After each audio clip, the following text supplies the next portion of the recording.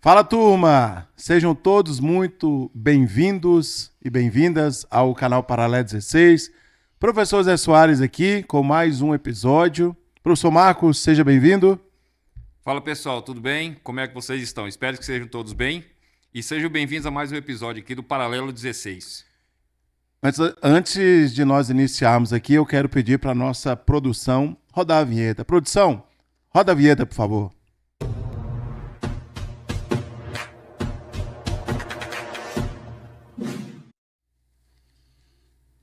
O nosso assunto hoje, na verdade, é uma série de episódios aí que nós vamos gravar, falando sobre algumas revoluções que mudaram os rumos da humanidade e alteraram totalmente a questão política e econômica, né?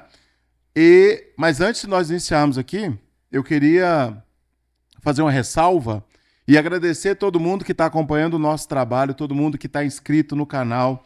O canal teve um crescimento bastante significativo nos últimos 28, 30 dias, que foi o período aí que nós retomamos, né? Retomamos as nossas gravações, retornamos também, reativamos o nosso canal. Então, a aceitação no Instagram, na rede vizinha e aqui no YouTube está muito, muito, muito boa. Não é isso, professor Marcos?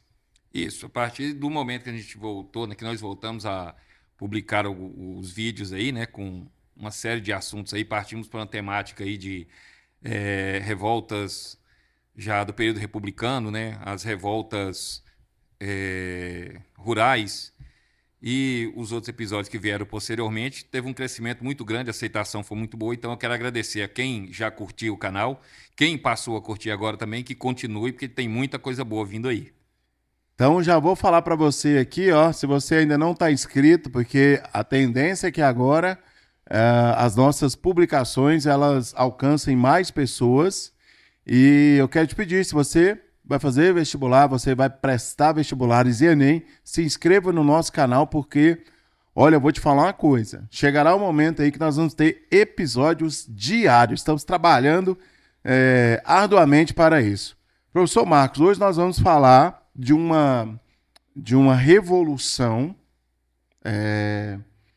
que foi a Revolução Industrial Inglesa. E a nossa ideia aqui, gente, é fazer uma abordagem, né, que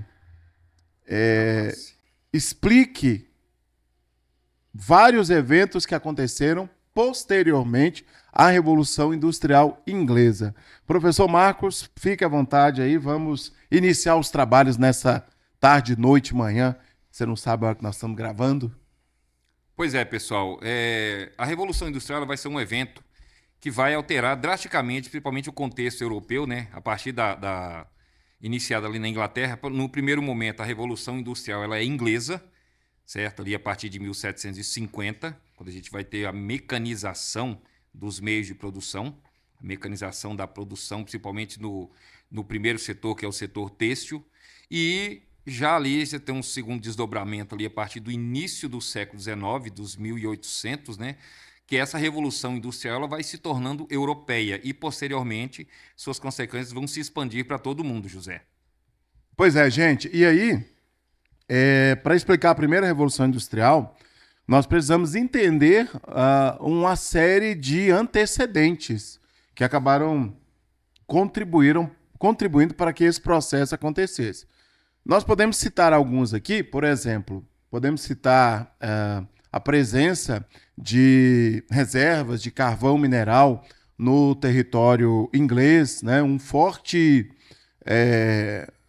mercado consumidor, a matéria-prima, principalmente a matéria-prima que era extraída, que era produzida nas colônias britânicas espalhadas, colônias britânicas e não britânicas, né? Porque até para o Brasil também foi um dos países que forneceu algodão para a produção industrial inglesa. Além da quantidade bastante significativa de mão de obra, existia aí um excedente de mão de obra, e esse volume de mão de obra na Inglaterra aumentou bastante depois do processo que ficou conhecido como cercamento, né? E a Revolução Industrial Inglesa, ela provocou mudanças, colocou ali um ponto final, porque vinha, Marcos, naquela transição ali do feudalismo e capitalismo comercial, não é isso? Isso. Decorrente desse acúmulo, né, primitivo de capitais ali do mercantilismo, pôde-se, inclusive, se investir em pesquisas, tá? Desenvolver equipamentos para essa industrialização. E, além disso, essa revolução industrial ela vai dar início, ela é onde vai ser gestada o capitalismo como modo de produção, e você vai ter uma transformação principalmente nas relações de trabalho, onde antes, no feudalismo e ainda ali no período de transição mercantilismo, você tem um trabalho servil. Na geografia, Marcos, na geografia nós chamamos de capitalismo comercial, esse período aí do mercantilismo, né? Que vocês, na história, vocês utilizam bastante esse termo, né? Sim. É a mesma nomenclatura, né? É um termo diferente para a mesma nomenclatura. Isso. E aí, essa mudança nas relações de trabalho, que a partir de agora você tem o trabalhador servil, o trabalhador do campo, ele agora vai ter uma grande oferta de mão de obra, conforme o José falou, né? Decorrente dessa lei de cercamentos, os nobres vão se apropriar das terras, vão expulsar os camponeses, vão comprar essas terras, adquirir essas terras através da compra, para que nelas sejam criadas ovelhas para a produção de lã, voltada também essa produção de lã, voltada para a produção para o setor têxtil. Então você vai ter uma disponibilidade de mão de obra, uma grande oferta de mão de obra, que vai ser, uma pequena parte dela vai ser acolhida por essas fábricas. E, decorrente disso, esse trabalho passa a ser assalariado. Então nós saímos de uma mão de obra servil, onde a remuneração, entre aspas, o pagamento pelos trabalhos é feito com parte da produção, e agora você tem uma mão de obra assalariada, onde eles vão receber um valor, certo? Um valor específico para essa atividade, para esse trabalho. O salário, né? O salário. Um conceito bastante primitivo de salário, né? O pessoal estava fazendo a leitura aqui para que nós pudéssemos gravar esse episódio. E aí, a Revolução Industrial Inglesa, ela provocou uma série de transformações, como o professor Marcos disse, nas relações sociais, nas relações econômicas. É inserido ali um modelo no sistema capitalista, né, que é o capitalismo industrial, que nós também podemos chamar de capitalismo fossilizado, a produção econômica a partir da queima de combustíveis fósseis, né, no caso aqui o carvão mineral, o próximo, já no contexto de segunda revolução, o petróleo, mas é importante ressaltar aqui também que a Revolução Industrial ela alterou as relações econômicas e sociais, alterou os meios de transporte com o desenvolvimento do transporte ferroviário, e também alterou o cotidiano das pessoas. Era muito comum, antes desse período revolucionário, antes da concretização desse evento, né, que as pessoas elas dormissem, né, fossem dormir mais cedo, e elas acordassem no meio da madrugada para, depois de algumas horas de sono, para realizar algumas atividades, seja trabalhar, seja estudar, enfim, as mais variadas atividades. E com a primeira Revolução Industrial Inglesa, esses hábitos mudaram, né? Então as pessoas passaram a dormir a noite inteira, né? Ou pelo menos tentar dormir, até porque nos primeiros anos aí a situação nas fábricas para os trabalhadores era uma situação bastante complicada, né? Uma jornada de trabalho bastante exaustiva, né? As condições ali de trabalho bastante insalubres, né? E aí, Marcos, tem uma questão que é o seguinte: a forma de produzir, né, como você disse aí, a extração de lã das ovelhas, também o fornecimento de matéria-prima, no caso o algodão, que fez para que contribuiu para que tivesse um boom na indústria têxtil, né? Tem também a questão aí da urbanização do mundo, né? O mundo, ele não era urbano, então é importante você entender esse contexto aí. Não confunda você que vai fazer vestibular, vai fazer Enem, por favor, não confunda urbanização com surgimento de cidades. Existem cidades que surgiram antes do mundo se tornar urbano.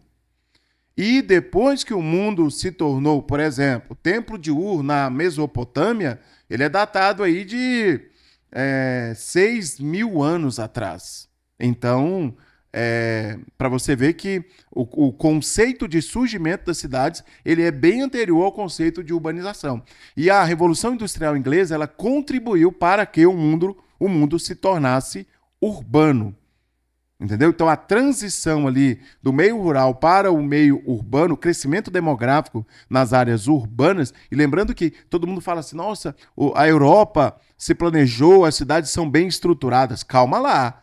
As primeiras as cidades a se urbanizarem na Europa, no caso aqui especificamente, na Inglaterra, gente, era um caos total, infraestrutura muito precária. Não é isso, Marcos? Sim, o que nós temos aí com esse aumento dessa densidade populacional nas cidades? Você tem a falta de moradia, condições precárias, falta de saneamento básico, um aumento da criminalidade, porque nem todo mundo que está nas cidades, essa pessoa vai estar empregada. Não havia, a gente está num processo de industrialização, mas não havia para todos trabalho disponível. Então, muitos era uma transição, né? É um período de transição. Então, desde quando você tem um excedente de mão de obra decorrente lá dos cercamentos, onde as pessoas perdem o acesso à terra, e a partir de então eles passam a vagar pela Inglaterra em busca de trabalho, em busca de bicos, né, para sobreviver, e aí vem essa coisa de vagar, ficar vagando, vai surgir um termo aí que eles chamam essas pessoas que ficam andando de uma região para outra à procura de trabalho, de vagabundos, e aí vem o termo vagabundear. Vagabundo é quem vaga pelo mundo, né? Exatamente. Então, você percebe que as cidades elas não têm ainda uma estrutura para absorver toda essa população. Então, nós temos o quê? Condições precárias de moradia, tá?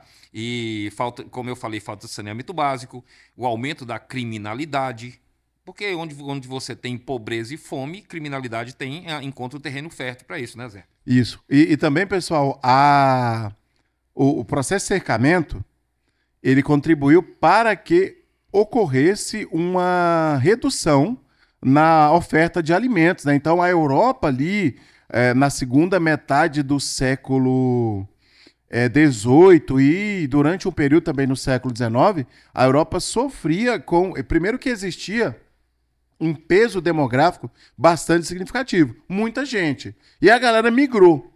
Faltava mão de obra no campo.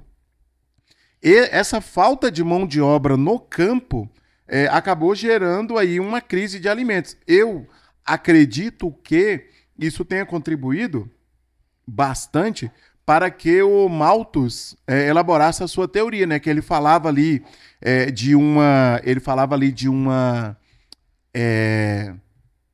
crise de fome, né? Por conta do elevado crescimento populacional, porém não tinha mão de obra, né? Inclusive tem aquele episódio, né, que aconteceu na Irlanda da fome da batata, né? Toda a produção que acontecia no território irlandês era destinado para os britânicos. E isso, gente, já no contexto de século XIX. Então, assim, para vocês verem que houve uma melhoria na infraestrutura das cidades inglesas, mas, cara, esse processo lá ele demorou 1,5 séculos.